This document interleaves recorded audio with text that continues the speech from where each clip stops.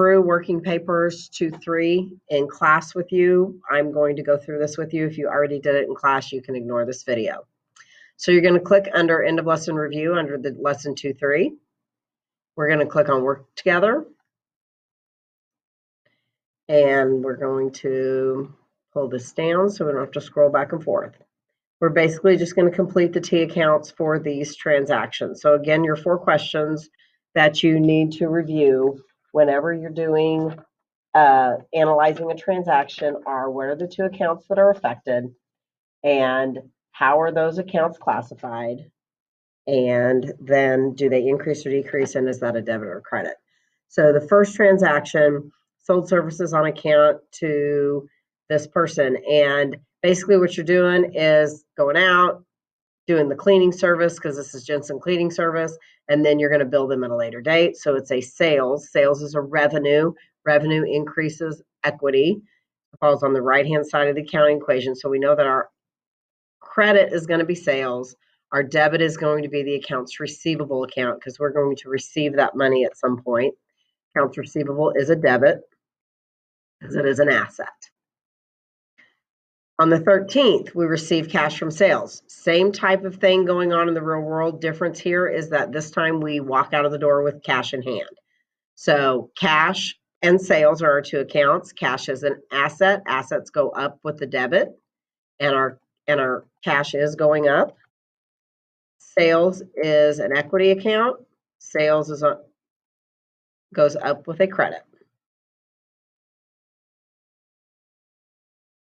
And on the 14th, we paid cash for a telephone bill.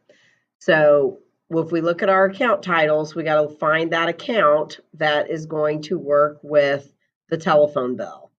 And utilities expense is the account that we're going to use. So if we're paying cash, we know cash is going to go down. We want to put our credit second. Cash is an asset. Assets go down with a credit. And so we know our credit is cash, that our debit is going to be that utilities expense. And if you're still struggling with why expenses have a normal debit balance, I've put a video out that follows this. It can help you review that if you're still struggling with that. On the 16th, we received cash on account from our accounts receivable. So basically, they're making their payment on what they owed us from that first transaction.